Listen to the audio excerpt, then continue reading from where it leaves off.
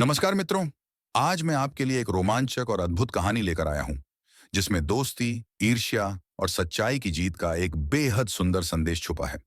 आज की यह कहानी मेरे प्रिय मित्र और सब्सक्राइबर श्री सुजीत अग्रवाल जी ने मुझसे साझा की है। श्री सुजीत अग्रवाल जी उत्तर प्रदेश के कानपुर से हैं। तो सुजीत जी, इस अद्भुत और रोमांचकारी कहानी को हम तक पहुंचाने के लिए आपका तहे दिल से धन्यवाद। मित्रों, यदि आपके पास भी कोई कहानी है जिसे आप हमारे साथ साझा करना चाहते हैं, तो कृपया मुझे भेजें। मेरी ईमेल आईडी आपको डिस्क्रिप्शन बॉक्स में मिल जाएगी। मैं आपकी कहानियों का बेसब्री से इंतजार करूंगा। अब आइए कहानी की ओर चलते हैं। यह कहानी है दो पक्षियों की, पीहू चिड़िया और उसकी सबसे गहरी दोस्त सुग्गी मैना की। दोनों की दोस्ती पूरे जंगल में मिसाल थी। लेकिन जब किस्मत ने पीहू की चोंच को सोने की चोंच बना दिया, तो सुग्गी के मन में ईर्ष्या और लालच ने जगह ले ली। सुग्गी ने अपनी ही दोस्त के साथ छल किया और उसकी सोने की चोंच चुरा ली। ये कहानी हमें सिखाती है कि ईर्ष्या और लालच हमें किस हद तक अंधा कर सकते हैं और कैसे सच्चाई और न्याय हमेशा जीतते हैं। जंगल के सभी जानवर मिलकर धोखेबाज सुग्गी को सबक सिखाते हैं और पीहू को उसका हक दिलाते हैं। तो दोस्तों, बिना किसी देरी के आइए इस रोमांचक और भावनाओं से भरी कहानी का आनंद लेते हैं।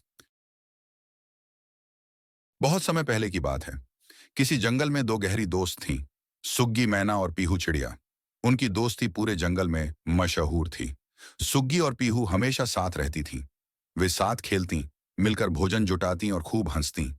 ऐसा लगता था मानो उनकी जिंदगी एक दूसरे के बिना अधूरी हो। एक बार की बात है। गर्मी का तपता हुआ मौसम था। सूरज की तपिश से पूरा जंगल सूख रहा था और जीव जंतुओं को अपनी प्यास बुझाने के लिए पानी ढूंढना मुश्किल हो रहा था। इसी दौरान पीहू उड़ते उड़ते अपने घोंसले से काफी दूर निकल गई। तेज धूप और गर्म हवा के थपेड़ों ने उसकी हालत बिगाड़ दी थी। उसका गला सूखकर कांटा बन गया था। वह बुरी तरह प्यास से बेहाल थी। तभी उसकी नजर दूर एक पहाड़ी पर पड़ी, जहां झरने का ठंडा और मीठा पानी बहता दिखाई दे रहा था। उसकी उम्मीद लौट आई। अपनी बची खुची ताकत समेटते हुए वह झरने की ओर बढ़ी और आखिरकार वहां पहुंचकर उसने ठंडे पानी से अपनी प्यास बुझाई। लेकिन किस्मत को शायद कुछ और ही मंजूर था। पानी पीने के बाद जब पीहू वापस लौट रही थी, तभी उड़ते समय अचानक उसकी चोंच एक नुकीले पत्थर से टकरा गई। टक की आवाज के साथ ही उसकी चोंच टूट गई। दर्द से कराहती हुई पीहू छटपटाने लगी, लेकिन किसी तरह उसने खुद को संभाला और घोंसले तक पहुंचने में कामयाब हुई। जब उसकी प्यारी दोस्त सुग्गी ने उसे देखा, तो वह घबरा गई। पीहू की टूटी हुई चोंच देखकर सुग्गी के दिल में गहरा दुख हुआ। उसकी आंखों में आंसू भर आए। उसने कांपते स्वर में कहा, ओह पीहू, तुम्हें ये क्या हो गया? पीहू की टूटी चोंच देखकर सुग्गी का दिल जैसे बैठ गया। उसकी आंखें नम हो गईं और वह पीहू के दर्द को अपने दिल में महसूस कर रही थी। सुग्गी ने अपनी उदास दोस्त पीहू को हौसला देते हुए कहा, पीहू बहन, जो होना होता है उसे कौन टाल सकता है? जीवन में मुश्किलें आती हैं, लेकिन हमें उनका सामना करना चाहिए। लेकिन हमेशा चहचहाने वाली पीहू अब गुमसुम रहने लगी। उसकी टूटी चोंच ने मानो उसकी आवाज ही छीन ली हो। उसे लगता था कि लोग अब उसकी उड़ान को लेकर बातें करेंगे। इस कारण वह कहीं आने जाने से कतराने लगी। कुछ समय बीत गया।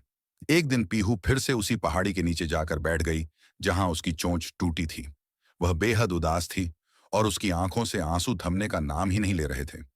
ये देख विशाल पहाड़ का दिल भी भर आया। पहाड़ के गालों पर भी आंसू की बूंदें झलक पड़ी। उन्हीं आंसुओं की कुछ बूंदें पीहू की चोंच पर गिर पड़ी। अचानक पीहू को अपनी चोंच कुछ भारी सी महसूस हुई। उसने हैरानी से अपना सिर इधर उधर झटका, लेकिन चोंच का भार कम नहीं हुआ। परेशान होकर उसने पहाड़ से पूछा, ए पहाड़ भैया, मेरी चोंच इतनी भारी क्यों हो गई है? यह सुनकर पहाड़ ने गहरी आवाज में कहा, ए छोटी चिड़िया, ऐसा कभी कभी होता है। जब कोई दुखी होकर मेरी छांव में बैठकर रोता है, तो मैं भी उनके दुख से द्रवित हो जाता हूं। मेरे आंसू सोने के होते हैं, और जब तुम अपनी बदहाली पर रो रही थी, तब मुझे भी तुम्हारी हालत पर रोना आ गया। मेरे सोने के आंसू तुम्हारी चोंच पर गिर पड़े और उसे सोने की बना दिया। इसीलिए तुम्हें अपनी चोंच भारी महसूस हो रही है। यह सुनते ही उदास पीहू की आंखों में चमक लौट आई। उसने धीरे से अपनी नई चोंच को देखा, जो अब सोने की तरह चमक रही थी। उसकी उदासी पल भर में खुशी में बदल गई। उसके चेहरे पर एक हल्की मुस्कान आ गई और वह फुर्र से उड़कर अपने घोंसले की ओर लौट गई। अगले दिन पूरे जंगल में हलचल मची हुई थी। पीहू की सोने की चोंच की चमक इतनी अनोखी थी कि हर पक्षी उसे हैरानी से देख रहा था। उसकी सुंदरता और अनोखी चोंच की चर्चा जंगल के कोने कोने में फैल गई। छोटे पक्षी तो उसके आसपास मंडराने लगे और दोस्ती का हाथ बढ़ाने लगे।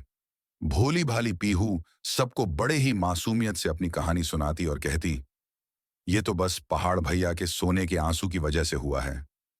लेकिन उसकी सबसे गहरी सहेली सुग्गी के मन में यह प्रसिद्धि चुभने लगी। पहले जहां दोनों हर वक्त एक दूसरे का साथ देती थीं, वहीं अब सुग्गी की सोच में धीरे धीरे ईर्ष्या का अंधेरा घिरने लगा।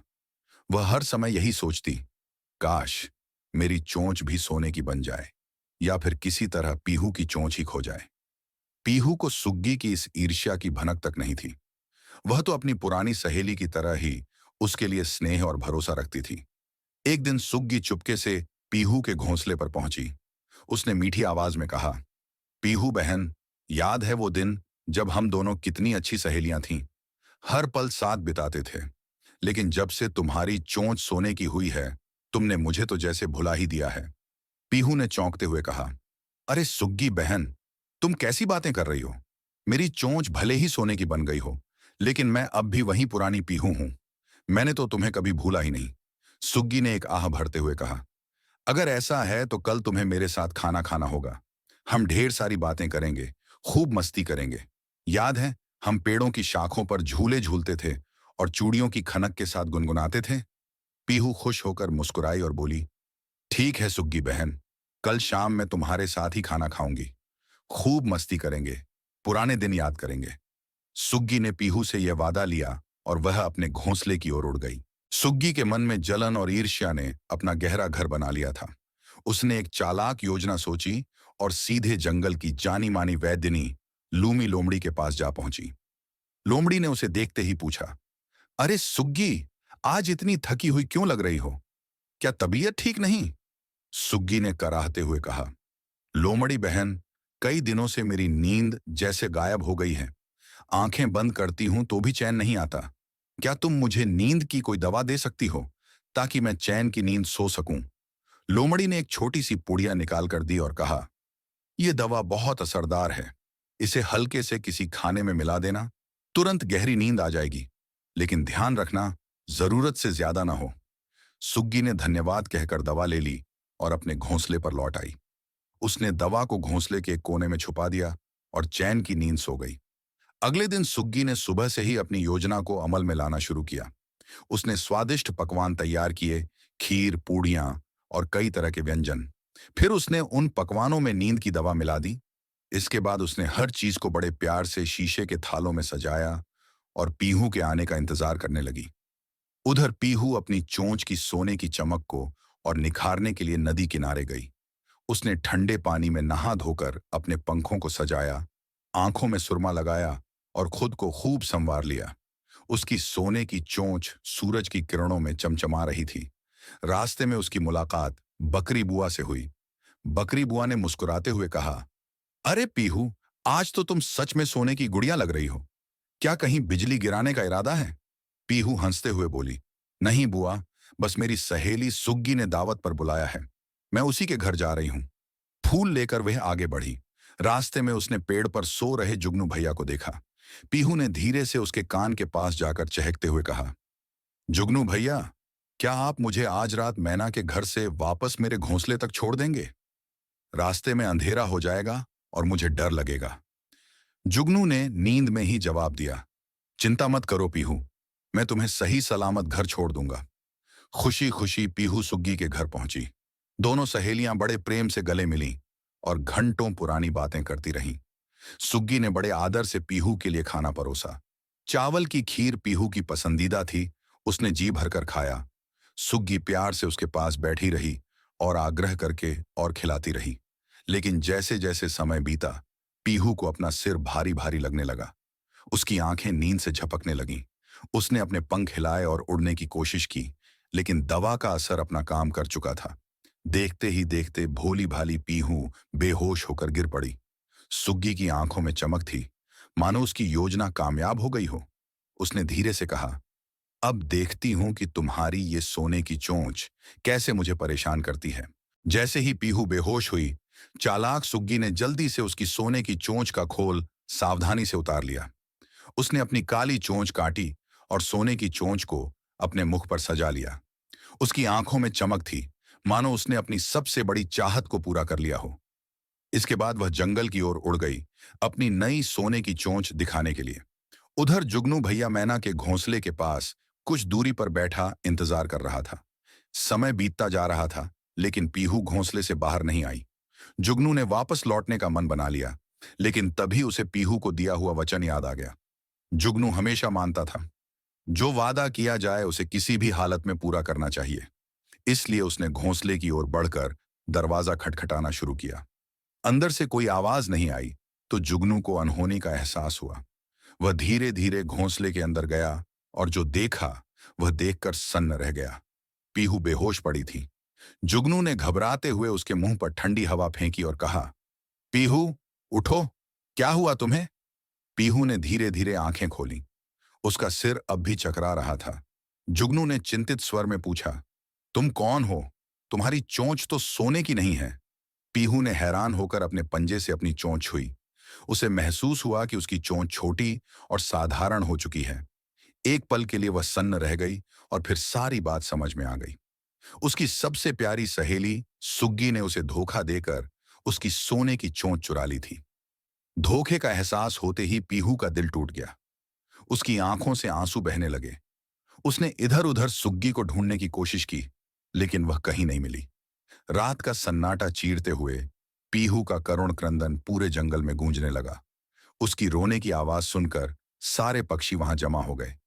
जुगनू ने पूरी कहानी सबको सुनाई, कैसे सुग्गी ने चालाकी से नींद की दवा दी, पीहू को बेहोश किया और उसकी सोने की चोंच लेकर भाग गई। पीहू फूट फूट कर रो रही थी। उसकी आंखों में दर्द और दिल में अपनों के दिए हुए धोखे का घाव था। जंगल के सारे पक्षी उसकी हालत देखकर दुखी हो गए। रात का अंधेरा गहराता जा रहा था, लेकिन जंगल के जीव जंतु इस अन्याय के खिलाफ एकजुट हो रहे थे। पीहू की सोने की चोंच चुराने वाली घटना ने पूरे जंगल को झकझोर कर रख दिया था। हर पक्षी और जानवर के दिल में गुस्सा था। सबके मन में एक ही सवाल था, क्यों सुग्गी ने अपनी सबसे गहरी सहेली के साथ ऐसा छल किया? सुग्गी को जंगल में हर तरफ ढूंढा गया। पक्षी आसमान में उड़ते हुए उसे खोजते, गिलहरियां पेड़ों पर चढ़कर निगाहें दौड़ाती और हाथी जंगल की पगडंडियों पर टहलते हुए उसे तलाशते। लेकिन सुग्गी का कहीं कोई नामो निशान नहीं मिला। जंगल के जानवरों ने ठान लिया था कि वे पीहू को इंसाफ जरूर दिलाएंगे। इसी बीच कुछ बंदर जंगल के आखिरी छोर से लौटकर आए। रात का वक्त था और सारे बंदर पेड़ की डालियों पर बैठकर गपशप में मशगूल थे। वे एक दूसरे को तरह तरह की कहानियां और किस्से सुनाकर हैरान करने की कोशिश कर रहे थे। तभी एक छोटे मेहमान बंदर ने चौंकाने वाली बात कही, अरे, मैंने तो जंगल के उस पार एक अजीब सी मैना देखी है। उसकी चोंच सोने की थी और वह बड़े ही घमंड में इधर उधर घूम रही थी। ये बात सुनकर वहां बैठे बंदरों की आंखें फैल गईं। वे हैरानी से छोटे बंदर की ओर देखने लगे, लेकिन पेड़ की एक ऊपरी डाल पर बैठा जुगनू भैया चौकन्ना हो गया। उसने यह बात सुनी और तुरंत उड़कर पीहू के पास गया। जुगनू ने हाँफते हुए कहा, पीहू बहन, सुग्गी का पता चल गया है। वह जंगल के आखिरी छोर पर घूम रही है। हमें जल्दी से वहां पहुंचना होगा। यह सुनते ही पीहू ने अपने सभी साथियों को इकट्ठा किया। उल्लू, गिलहरी और जंगल के अन्य पक्षियों ने मिलकर एक बड़ी टोली तैयार की। रात का सन्नाटा तोड़ते हुए वे बंदरों के पास जा पहुंचे। बंदर बेचारे गहरी नींद में सोए हुए थे। पक्षियों की फड़फड़ाहट और आवाज सुनकर वे घबरा कर उठ बैठे। पीहू ने उन्हें सुग्गी के बारे में पूछा, कौन है वह सोने की चोंच वाली मैना? हमें उसका ठिकाना बताओ। बंदरों ने हाँफते हुए छोटे बंदर की ओर इशारा किया। उसने डरते हुए कहा, वह उस तरफ जंगल के आखिरी छोर पर एक बड़े पेड़ के नीचे रुकी हुई है। फौरन दो टोलियां तैयार की गईं। एक टोली में जंगल के बहादुर जानवर और दूसरी में पक्षी। जुगनू ने अपनी रोशनी से सबको रास्ता दिखाना शुरू किया। अंधेरी रात में जंगल की दो फौजें सुग्गी की ओर बढ़ रही थीं। माहौल में एक अजीब सा रोमांच था। आखिरकार वे जंगल के उस पार पहुंचे जहां सुग्गी गहरी नींद में सो रही थी। जैसे ही उसकी हल्की आवाज आई, पक्षियों और जानवरों ने चारों ओर से उसे घेर लिया। उल्लू ने तेज आवाज में कहा, सुग्गी, तुम्हारी चालाकी अब और नहीं चलेगी। उठो और अपने किए का जवाब दो। सुग्गी की नींद टूटी और उसने देखा कि वह जंगल के सभी जानवरों और पक्षियों के बीच घिरी हुई है। उसकी आंखों में डर की लकीरें खिंच गईं। अगली सुबह पूरे जंगल में बड़ी हलचल थी। जंगल का राजा महावीर शेर अपना दरबार लगाए हुए था। पेड़ों पर झूलती लताएं, रंग बिरंगी तितलियां और चमकते हुए जुगनू हवा में इधर उधर उड़ रहे थे। दरबार में जंगल के सभी बड़े जानवर और पक्षी मौजूद थे। उल्लू, बंदर, हाथी, गिलहरी और न जाने कितने प्राणी। सबकी निगाहें उस पर टिकी थीं जिसे सबक सिखाने के लिए दरबार में लाया गया था। वह थी सुग्गी, धोखेबाज मैना। महावीर शेर के सामने जैसे ही सुग्गी को पेश किया गया, दरबार में सन्नाटा छा गया। सबसे पहले उल्लू ने दरबार के बीच खड़े होकर बुलंद आवाज में पूरी घटना बयान की। महाराज, सुग्गी ने अपनी सहेली पीहू को धोखा दिया। उसने नींद की दवा मिलाकर उसे बेहोश किया और उसकी सोने की चोंच चुरा ली। इसके बाद लोमड़ी वैद्यनी ने गवाही दी। महाराज, सुग्गी उस दिन मेरे पास आई थी। उसने नींद की दवा मुझसे ली थी। तब उसने कहा था कि उसे नींद नहीं आ रही है, पर उसका इरादा कुछ और था। फिर जुगनू भैया आगे बढ़े और कहा, मैंने अपनी आंखों से देखा था महाराज। पीहू उस दिन सुग्गी के घोंसले में बेहोश पड़ी थी और सुग्गी चुपचाप उसकी सोने की चोंच चुराकर भाग गई थी। सबसे बड़ा सबूत खुद सुग्गी के मुख पर चमचमाती सोने की चोंच थी। दरबार में हलचल मच गई। सभी जानवर और पक्षी गुस्से में महाराज से इंसाफ की मांग करने लगे। शेर ने गहरी आवाज में कहा, शांत हो जाओ, मैं सभी गवाहों की बात सुन चुका हूं। यह घोर अन्याय हुआ है और अपराधी को सजा मिलनी ही चाहिए। इसके बाद शेर ने हाथी और चीते से सलाह मशवरा किया और आदेश दिया, सुग्गी के मुख से सोने की चोंच उतारकर इसे पीहू को लौटाया जाए। सुग्गी ने अपनी चोंच काटकर पहले ही अपनी सजा का इंतजाम कर लिया है। इसे इसी हाल में छोड़ दिया जाए ताकि यह सीख सके कि बुरा करने का नतीजा हमेशा बुरा ही होता है। गीदड़ आगे बढ़ा और बड़ी सावधानी से सुग्गी की सोने की चोंच उतारी। फिर उसने उसे पीहू के पास ले जाकर वापस उसकी असली चोंच पर लगा दिया। जैसे ही चोंच सही जगह पर आई, पीहू की आंखों में खुशी के आंसू भर आए। उसने दरबार में झुककर राजा शेर का धन्यवाद किया। सुग्गी को उसके हाल पर छोड़ दिया गया। वह शर्मिंदा होकर जंगल में इधर उधर भटकने लगी। न तो वह अब दाना चुग पाती थी, न ही कीड़े मकोड़े पकड़ पाती थी। जंगल के हर प्राणी ने उसे देखकर कहा, जो दूसरों का बुरा सोचता है और उनकी खुशी छीनने की कोशिश करता है, उसका अंजाम ऐसा ही होता है। पीहू फिर से अपने दोस्तों के साथ जंगल में उड़ने लगी।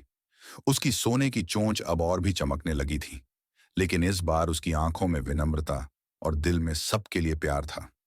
यह कहानी यहीं समाप्त होती है। इससे हमें यह सीख मिलती है कि हमें कभी भी किसी की उपलब्धि से ईर्ष्या नहीं करनी चाहिए और न ही किसी का बुरा सोचना चाहिए। बुरा करने वालों का अंत हमेशा बुरा ही होता है। धन्यवाद दोस्तों। अगर आपको यह कहानी पसंद आई हो और इससे कुछ सीखने या आनंद लेने का मौका मिला हो, तो इसे लाइक करना न भूलें। आपकी कमेंट्स में हमें बताइए कि कहानी का कौन सा हिस्सा आपको सबसे ज्यादा पसंद आया। हमारे चैनल को सब्सक्राइब करें और बेल आइकन दबाएं ताकि आपको हमारी नई कहानियां सबसे पहले मिल सकें। इस वीडियो को अपने दोस्तों और परिवार के साथ शेयर करें ताकि उन्हें भी इस खूबसूरत कहानी का आनंद मिल सके। आपका समय देने के लिए एक बार फिर से धन्यवाद।